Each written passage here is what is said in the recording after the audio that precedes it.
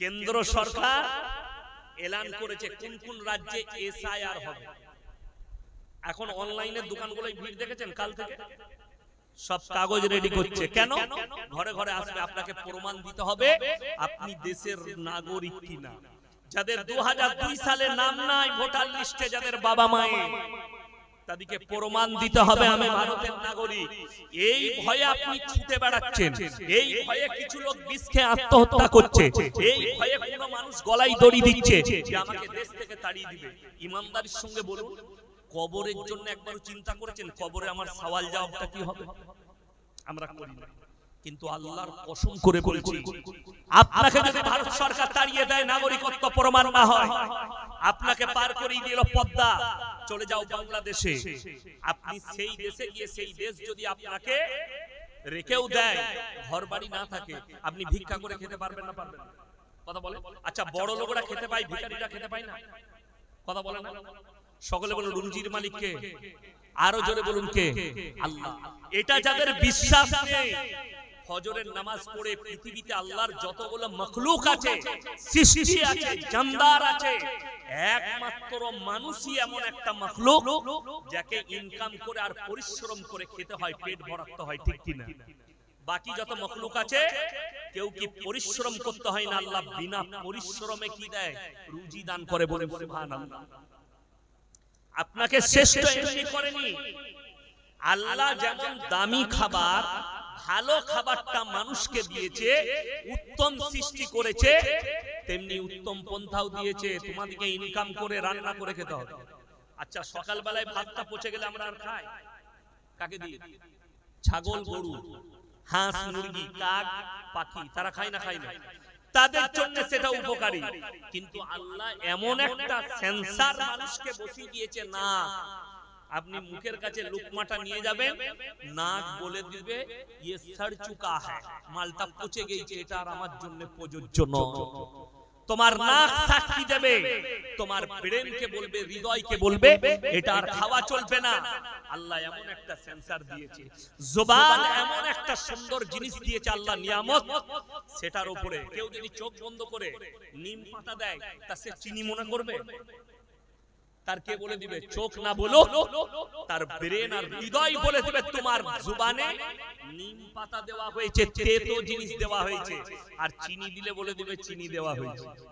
আচ্ছা, রসগোল্লা গোল হয় না চ্যাপ্টা হয়? গোল হয়। তো কেউ যদি আপনাকে বলে চোখ বন্ধ করো, আর তোমার মুখে গোল করে মাটি ভরে দেয়, তুমি বুঝতে পারবে না? পারবে না? মাটি বললো না রসগোল্লা, মাটি। রসগোল্লা টেস্ট আলাদা, টেস্টটা কে বলে? চোখ নয়, টেস্ট বলে জুবান। এই জুবানে এমন আল্লাহ সেন্সর বসিয়েছে, দিয়া মাত্র বলে দিবে তুমি মুখেতে কোন জিনিসটা দিয়েছো, এটা প্রযোজ্য না প্রযোজ্য নয়, তোমার পেটের জন্য এটা চলবে না চলবে না।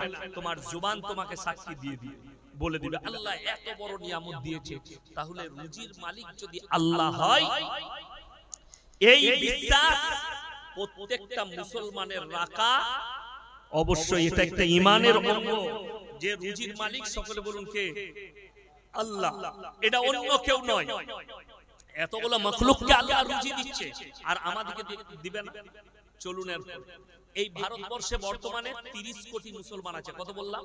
30 কোটি। আপনি ভয় খাচ্ছেন এসআইআর এর জন্য? ভয় কেউ খাবো না, জোরে বলুন ইনশাআল্লাহ। আরে ভয় আল্লাহকে খেতে হয়। আমাদের রাজ্যের মুখ্যমন্ত্রী রেসপেক্ট করুন, সম্মান করুন। কেন? ওটা একটা সম্মানী পদ, সম্মানী চেয়ার, আপনি ভোট দিয়ে বসিয়েছেন। কিন্তু ভয় একমাত্র আল্লাহকে খাওয়া যায়, যে আপনাকে সৃষ্টি করেছে, যার আপনার জানটা যার কবজায় আছে। আপনার জানটা রাজ্য সরকার না কেন্দ্র সরকারের কবজায় আছে? না, আল্লাহ। কথা বলে আল্লাহর কবজায়। তাহলে জান যার কবজায় আছে, তাকে ভয় খাবেন না? খাবেন না? ভয় খাবেন। বাকি আপনি প্রধানমন্ত্রীকে রেসপেক্ট করুন, চেয়ারটার দাম আছে, রেসপেক্ট করুন, সম্মান করুন। ভয় আল্লাহকে খেতে হবে। আপনাকে বলছে তাড়িয়ে দেব, আরে তুমি আমাকে দেশ থেকে তাড়াবে, দুনিয়া থেকে তো তাড়াতে পারবে না।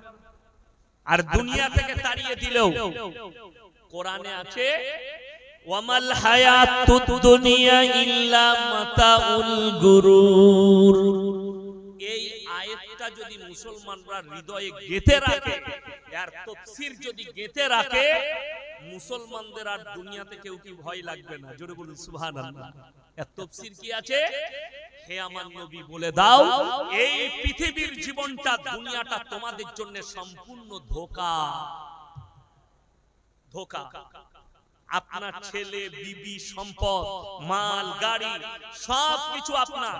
আপনি এখন বেঁচে আছেন, আপনাকে লোকে বলছে চাচা কোটিপতি, বলে না বলে না, চাচার কোটি টাকার মালিক আছে। আচ্ছা, আপনি মরে গেলে কোটি টাকার মালিক বলবে না, বলবে লাশটা ধরে সরা, লাশটা ধরে সরা। সেই কোটি টাকাটা ভাগ হবে আপনার সন্তানদের, আপনার আর কিছুই রইল না। আচ্ছা, মুর্শিদাবাদে এরকম কোটিপতি দেখেছেন যে মরে যাওয়ার পর সব টাকাগুলো কবরে লিগেইছে? কারো বেটা বেটি বিয়ে আসবে না। যেমনি এসছেন, আপনি যখন মায়ের কোলে জন্ম নিয়েছেন, আচ্ছা আমরা যখন জন্ম নিয়েছি কাপড় জামা পরে না ন্যাংটো? ন্যাংটো অবস্থায়। কে কাপড় পরিয়েছে তুমি নিজেও জানো না, তোমার জ্ঞান ছিল না। তোমার খালা, তোমার ফুপু, তোমার নানি, তোমার দাদি, তোমার মা তোমাকে কাপড়টা পরানো শিখিয়েছে। জন্মানোর পরে তোমাকে টানাটা লেপটিয়েছে তোমার নানি, তোমার আয়া, তোমার দাইমা তোমার কাপড়টা লেপটিয়েছে। আল্লাহর কসম, যেদিনে মারা যাবে সেদিনও আর তোমার ক্ষমতা থাকবে না কাপড়টা পরি, কাফন নামক একটা টানা তোমার শরীরে কাপড় লেপটিয়ে তোমাকে ওই ন্যাংটো অবস্থায় আবার কবরে দিয়ে আসা হবে। তোমার সম্পদ, মাল, দৌলত দুনিয়াতে পড়ে থাকবে। তাহলে দুনিয়ার আহমিয়ত বেশি না একটা মুমিন মুসলমানের কাছে পরকালটা বেশি? তাড়াতাড়ি বলুন, পরকালের আহমিয়ত আপনার কাছে বেশি হতে হবে। সবাই বলুন ইনশাআল্লাহ। পরকালের চিন্তা করুন। কেন? আর পরকালের চিন্তা কাদের নেই? এখানে যারা বসে আছেন সবাই হাত তুলে বলুন 5 ওয়াক্তের নামাজি হব ইনশাআল্লাহ। 5 ওয়াক্তের নামাজি হন আর মুমিন হয়ে যান। কোরআনে আছে ইন্না আউলিয়া আল্লাহি লা খাউফুন আলাইহিম ওয়া লা হুম ইয়াহজানুন। এই আয়াতের অপব্যাখ্যা করে আমাদের দেশের কিছু জিলাপি হুজুর, কিছু গুটকাখোর, কিছু সিন্নিখোর। এটার ব্যাখ্যা করছে আউলিয়া মানে হচ্ছে পীর ওলিরা। এই ব্যাখ্যা করে কিছু সাধারণ মুসলমানের ব্রেনকে নষ্ট করে দিচ্ছে। কিন্তু এর অরিজিনাল ব্যাখ্যা হচ্ছে আউলিয়া মানে হচ্ছে আল্লাহর বন্ধু। আল্লাহর বন্ধুটা ইয়াসিন হতে পারে, একটা সাধারণ স্কুল মাস্টার হতে পারে, একজন হাজী সাহেব হতে পারে, একটা সাধারণ যুবক হতে পারে।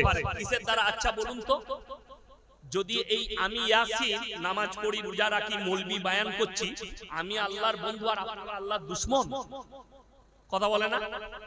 সাধারণ মুসলমানরা আল্লাহর দুশমন না। মুমিন যে হবে এবং আল্লাহর ইবাদতের উপরে টিকে থাকবে, রাসূলের আখলাকের উপরে, তারাই হচ্ছে আল্লাহর বন্ধু। আর আল্লাহ কোরআনে বললেন যারা আমার বন্ধু হবে তাদের দুনিয়া এবং কবর এবং আখিরাত কোনো জায়গায় কোনো ভয়ের কারণ নাই। জোরে বলুন সুবহানাল্লাহ।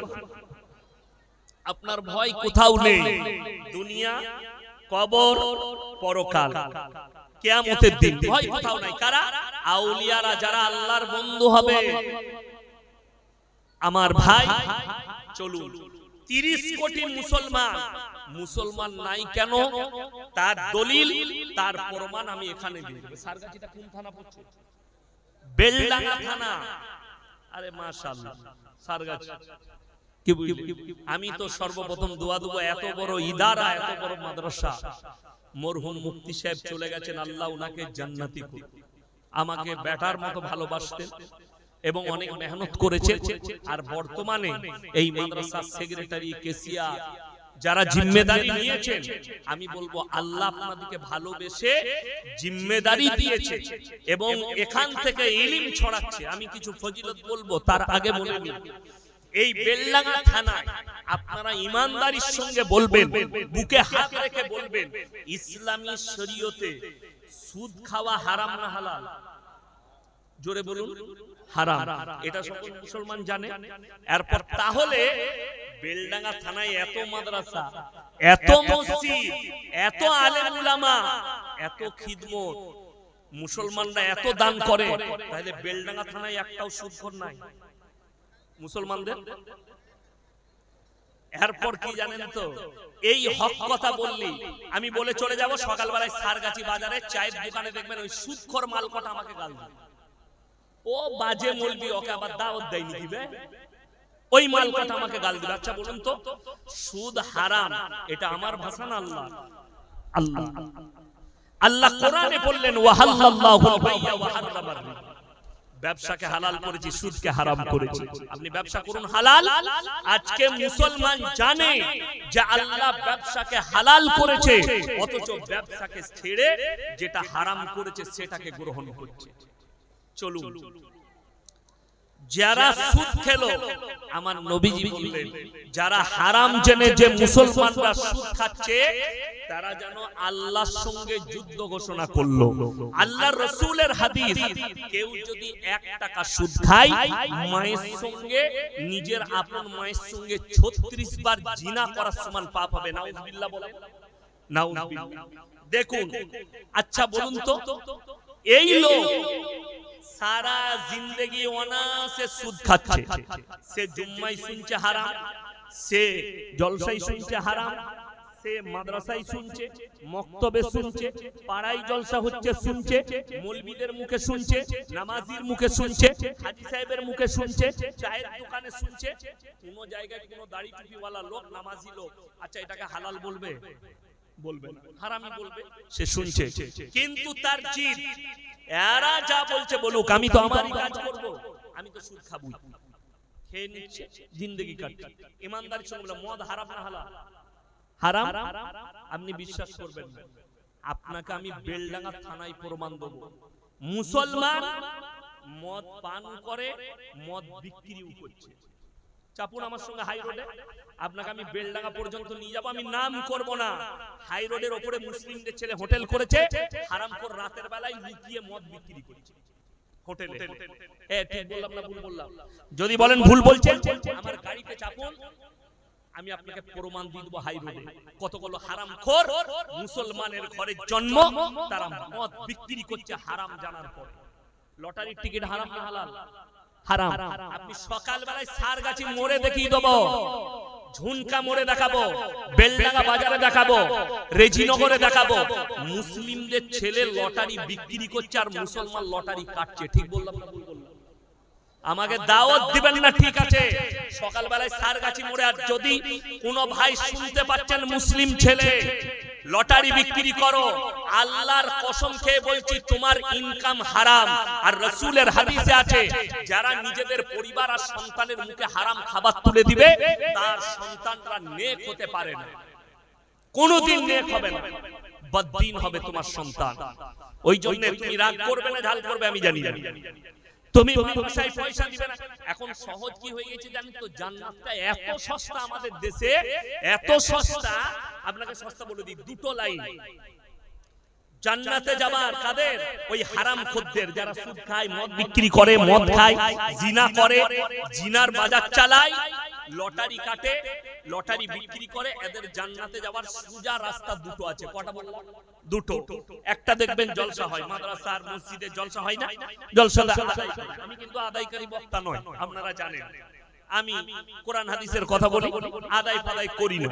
যাই হোক, দেখবেন আমাদের দেশের বক্তারা সুর করে আদায় করে, করে না? করে না? তারা তো বেচারারা জানে না। এরপর বললে বাবাজিরা পয়সা দাও, মাদ্রাসায় যে 5000 দিবে আল্লাহ তাকে জান্নাত দেবে। একজন সুদখোর মাল উঠে 2000 টাকা দিয়েছে, আর হুজুর তো জানে না মালটা কি। আমি কি করে জানবো যে সে সুদখোর? সে আমার হাতে 2000 দিলে হুজুর এরপরে দোয়া শুরু করলে, আহারে বান্দারে কোদাই মাসে ছিল আর ছিল কি না ছিল, 2000 দিল, দিয়ে জান্নাতে ঢুকিয়ে দিল। সে দেখলে শালা এত সহজ জান্নাত আর কোথাও না। ঠিক বললাম না ভুল বললাম? সে তো চলে গেল, সে মনে করছে আমি সুদখোর, মৌলবি আমাকে জান্নাতে ঢুকিয়েছে, আর কেউ রুখতে পারবে না। একটা লাইন, 2টো লাইন। আমাদের দেশে লোক মরে গেলে 40-এ মিলাদ হয়, হয় না? হয় না? আপনার বেলডাঙ্গা এলাকায় খুঁজে নেবেন, অনেক গ্রামে আছে, অনেক জায়গায় আছে। আমি চ্যালেঞ্জ ছুড়ে গেলাম, 40 দিনে মানুষ মরে গেলে মিলাদ দেওয়া এটা কাঁচা বেদাত একদম, কোন হাদিসে কোরআনে নাই। এটা কোথায় আছে? এটা জিলাপি হুজুরদের কিতাবে আছে। কোরআন হাদিসে গুটকাখোরের কিতাবে আছে, কোরআন হাদিসে নেই। আপনার কোথায় লাগবে জানি না, বড় কষ্ট লাগে। এরপরে আমি কয়েকটা কথা বলবো। মিলাদ ধরে নেন হচ্ছে, জিন্দেগি ভর সুদ খেয়েছে। কষ্ট কখন লাগে জানেন? খবর পেলাম, আরে ভাই বেলডাঙ্গা থানার অমুক গ্রামের অমুকের ছেলে পলসন্ডা টোলের কাছে অ্যাক্সিডেন্ট হয়ে মারা গেছে। লরি চালাতো, ট্রাক। ট্রাক বলেন না লরি বলেন আপনারা? ট্রাকও বলে লরিও বলে, আমাদের দেশের লরিও বলে ট্রাকও বলে। এরপর সকালবেলায় গ্রামের ইমাম, গ্রামের মৌলবীরা, এলাকার আলেমরা, বয়োজ্যেষ্ঠরা, হাজী সাহেবরা তার বাড়িতে গেল। চেয়ার লাগানো আছে, বসলো। আহা, ছেলেটা অ্যাক্সিডেন্ট হয়ে মরে গেল। ইমাম সাহেব একজনকে জিজ্ঞেস করছে, বাপ কি করে অ্যাক্সিডেন্ট করলো বাপ? ঘুমিয়ে গিয়েছিল? না হুজুর, ঘুমাবে কেন, একটু দোষ ছিল তো। ওই প্রত্যেক দিনে এক বোতল করে মদ খেত, কালকে 3 বোতল খেয়ে নিয়েছিল। এবার বলুন তো এর জান্নাতটা কি করে ইমাম সাহেব ঢুকবে? ফেরে ফেরে গেল ইমাম সাহেব, তাকে জান্নাতে পাঠাতেই হবে। জানাজার নামাজটা নামাজ না মাইয়াতের মাগফিরাতের দোয়া? মাইয়াতের মাগফিরাতের দোয়া হলো। বড় কষ্ট লাগে। আপনি মাটি দিচ্ছেন, দোয়া হয়ে গেল, যা হয়ে গেল হয়ে গেল, জলসা সে 40 দিন হয়ে গেল। এরপরে হুজুরকে দেশি মুরগি করে দাওয়াত দিয়েছে। আমি তো আর কিছু জানি না, বর্ধমান থেকে আমাকে বেলডাঙ্গায় দাওয়াত দিয়েছে, অমুক জন মারা গেছে, হুজুর মিলাদ পড়াবো, 10,000 টাকা দেবো। আমি 10,000 টাকা দিবে, এর যে বটে বটে আমি জান্নাতে ঢুকবই। আমি গেলাম, এরপর আমি ঝেড়ে দোয়া করলাম, আল্লাহ তুমি জান্নাতুল ফিরদৌস দান করো, শহীদের মর্তবা দাও। দোয়া হয়ে গেল। আমি যখন বাড়ি আসছি, গাড়িতে চাপবো, গ্রামের একজন চাচা হাজী সাহেব নামাজ পড়ে আমার কাছে এলো, হুজুর একটু কথা ছিল কানে কানে। বলুন। গাড়ির কাছে এসে আমার কানে কানে বলছে, হুজুর আপনি তো জান্নাতে ঢুকালেন, ও তো 3 বোতল মদ খেয়ে মারা গেল। আমরা তোবা তোবা, কাকে ঢুকালাম? আপনি ভেবে দেখুন। আমরা ঢুকিয়ে দিচ্ছি। আমি জাতটার দলিল দেব না, আমার বাপের দলিল দেব না, আর বাপ দাদুর গল্প বলবো না। আজকে সমাজটা শেষ হলো। আজকে আমাদের সমাজ শেষ হয়েছে এক ধরনের ভণ্ড হুজুরদের দ্বারা, জিলাপি হুজুরদের দ্বারা। গল্প গুজব, পীরের গল্প, বাপের গল্প, দাদুর গল্প, অমুকের গল্প, অমুক পীর শেষ করে দিলে সমাজটা। এরা পীরতন্ত্র করে শেষ করে দিলে। কষ্টের বিষয় ওইটাই। আমার মোবাইলে রেকর্ডিং আছে, একটা ইউপির বক্তা বক্তব্য দিচ্ছে, সমাজ ধ্বংস হয়ে যাবে তাদের বক্তব্য শুনলে। এমন বক্তব্য দিচ্ছে যে বক্তব্য, যে ধরনের আকীদা, যে ধরনের কাজ নবীজির জীবনীতেও ছিল না। নবীজির জীবনীতেও কি? কাবা ঘর কার ঘর? সকলে বলুন। আল্লাহর ঘর। আচ্ছা, কোনদিন শুনেছেন নবীজি যখন মদিনায় ছিলেন কাবা ঘর নবীজির কাছে চলে গেছে? কথা বলে না। এখানে এতগুলো আলেম আছে, মুহাদ্দিস আছে, বুখারী পড়ানেওয়ালা মুফতি আছে, কেউ যদি একটা দলিল দেয়, কোন যদি জাল হাদিসের দলিল দেয় যে হ্যাঁ কাবা ঘরটা চলে নবীজির কাছে গিয়েছিল, কিন্তু জিলাপি হুজুর বয়ান করছে বাবাজিরা, বড় পীর আব্দুল কাদের জিলানী কাবা ঘর তাওয়াফ করতে যেতেন না, কিন্তু কাবা ঘর তার ঘরে আসতো তাওয়াফ করতে। বলুন নাউজুবিল্লাহ। এত বড় খারাপ আকীদা যে বড় পীর কোনদিন যায়নি কাবা ঘর তাওয়াফ করতে, কাবা ঘর তার ঘরে চলে আসতো তার তাওয়াফ করতে। এত বড় মিথ্যা কথা, এত বড় মিথ্যা অপবাদ কার নামে? আব্দুল কাদের জিলানী রহমতুল্লাহ আলাইহির নামে। সে তো কবরে শুয়ে শুয়ে ভাববে যে এই হারামখোররা আমার নামে কতগুলো মিথ্যা বলবে। দুঃখ এইটাই, এই সমাজ শেষ। সারা জিন্দেগি সুদ খেলো, সারা জিন্দেগি সুদের উপরে জীবন কাটালো, অথচ আল্লাহ বললেন যারা জেনে শুনে সুদ খায় তারা যেন আল্লাহর সঙ্গে এবং রাসূলের সঙ্গে যুদ্ধ ঘোষণা করলো। যে লোকটা রাসূল আর আল্লাহর সঙ্গে যুদ্ধ ঘোষণা করেছে, এই লোকটা মুসলমান হতে পারে বাবা? পারে না।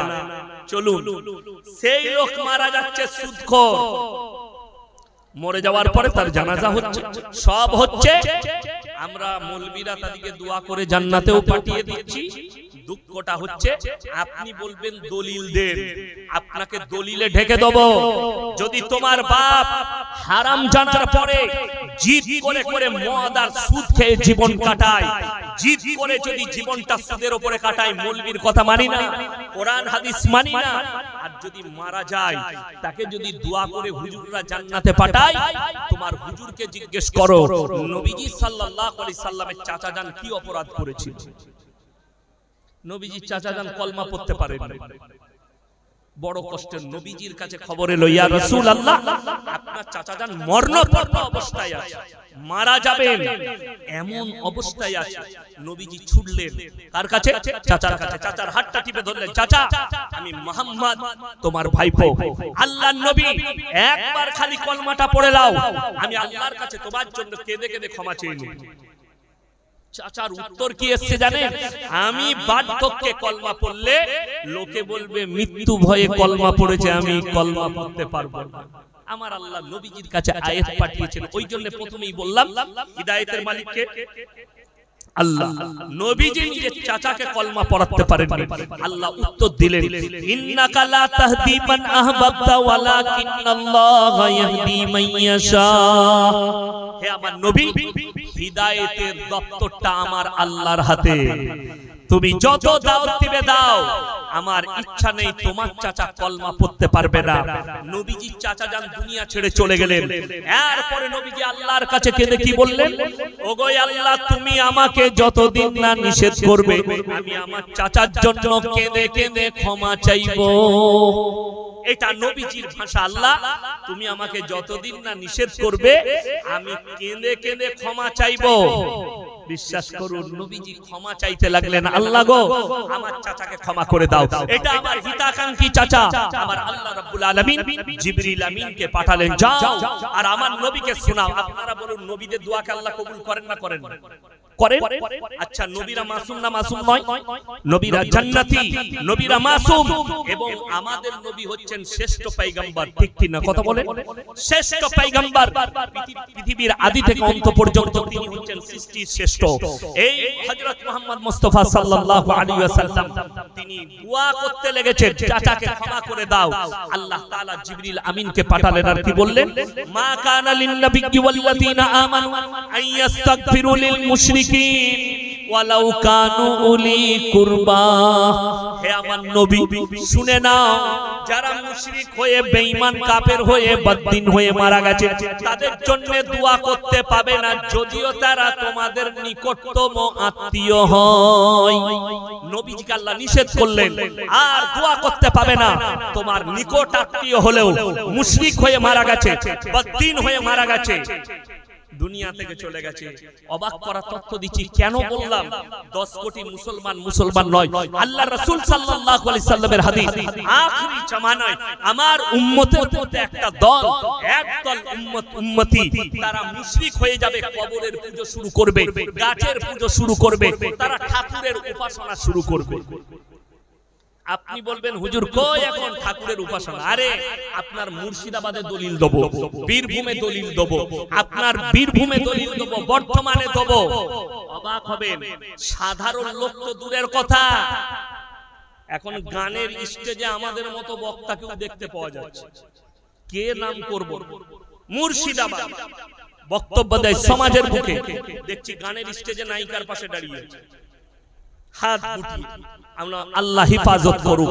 শুধু তাই নয়, বীরভূম ডিস্ট্রিক্টে নামের আগে মুফতি, নামের শেষে পীর, নাম আমি করব। বীরভূম ডিস্ট্রিক্টে এই পদের উনি ব্যক্তি দীপাবলির উৎসবে গিয়ে মানুষকে আশীর্বাদ দিচ্ছে। আপনারা মায়ের আশীর্বাদ নেবেন, মায়ের আশীর্বাদ নিয়ে বাড়ি যাবেন, মায়ের আশীর্বাদে ভালো থাকুক। এই দুটো মৌলবীকে জাতির কাছে ক্ষমা চাইতে হবে, আল্লাহর কাছে ইস্তেগফার করতে হবে। কেন? আল্লাহর কাছে যতগুলো পৃথিবীতে পাপ আছে, নিকৃষ্ট পাপ হচ্ছে শিরকের পাপ। আল্লাহর যে ক্ষমতা, সে ক্ষমতা পৃথিবীতে আর কারুর আছে? আল্লাহর যে ক্ষমতা, আল্লাহ যেটা দিতে পারে, পৃথিবীতে আর কেউ দিতে পারে। এই আকীদা যা থাকবে, সে কাফের, সে মুশরিক, সে মরে যাওয়ার পরে তার জানাজার নামাজ পড়া যাবে না, যদি এই আকীদা কেউ নিয়ে আসে। আপনি অবাক হবেন, ইসলাম নিয়ে চিন্তা করছেন, আল্লাহর কসম করে বলছি, ইসলাম এত উন্নত ধর্ম, এত মডেল ধর্ম, আপনি অবাক হবেন। পৃথিবীতে যতগুলো নাস্তিক আছে, তসলিমা নাসরিন নাস্তিক না নাস্তিক নয়? শিক্ষিতরা বলুন, নাস্তিক। আসাদ নূর বলে একটা বাংলাদেশের ছেলে আছে, নাস্তিক। এইরকম যতগুলো নাস্তিক আছে পৃথিবীতে, একটা নাস্তিক কেউ দেখেছেন ইসলাম ছাড়া অন্য ধর্মকে গালি দেয়? কথা বলে না? ইসলামকে গালি দিচ্ছে ভারতে বসে কে? তসলিমা নাসরিনের মতো হারামের আওলাদ, হালালের নয়। যদি বলেন আপনার কাছে কি দলিল আছে? যারা শিক্ষিত আছেন, যারা তসলিমা নাসরিনকে ভালোবাসেন, ভালো লেখিকা মনে করেন, স্পষ্টবাদী মনে করেন, সেই শিক্ষিত দিকে অনুরোধ করব তার লেখা বই লজ্জা বইটা পড়ে নেবেন। লজ্জা, সেই লজ্জা বইয়ে নিজে লিখেছে, আমি আমার মাকে আমার চাচার মশারিতে দেখেছি। যার জন্ম যার চাচা দিয়েছে, তার চাচার সঙ্গে তার মা জিনা করে তাকে জন্ম দিয়েছে, সে কি করে হালাল হতে পারে? সে তো নিজে প্রমাণ করেছে আমি হারামের আওলাদ, আমার চাচার সঙ্গে আমার মায়ের সম্পর্ক ছিল, তাহলে তো সে হারামের আওলাদ।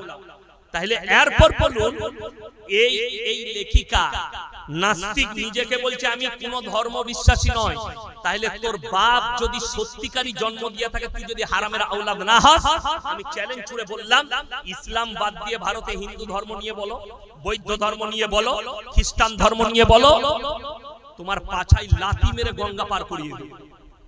ঠিক বললাম না ভুল বললাম? সরকার আর রাখবে তাকে? খালি ইসলামকে গালি দেওয়ার কারণে তাকে দিল্লিতে গার্ড করে রেখে দিয়েছে। আপনার কাছে 2002 এর লিস্টে নাম থাকলে আপনি দেশের নাগরিক নয়। আমি বলবো এসআইআর করে তসলিমা নাসরিনের নামটা একবার দেখিয়ে দাও আছে কিনা।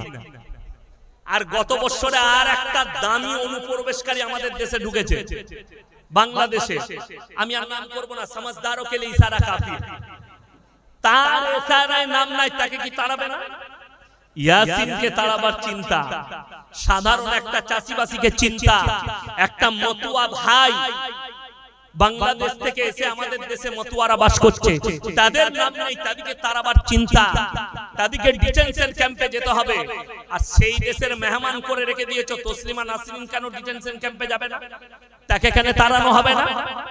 তাকে দিল্লিতে জায়গা করে রেখে দিয়েছো, একবার বাংলাদেশে পাঠিয়ে দাও। এসআইআর হলে সবারই জন্য এক না এক নয়, সবারই জন্য। হ্যাঁ, কষ্টটা লাগে। ইসলামকে গালি দেওয়া এত সহজ, আর ইসলামকে গালি দিলে পদ পাওয়া যাবে।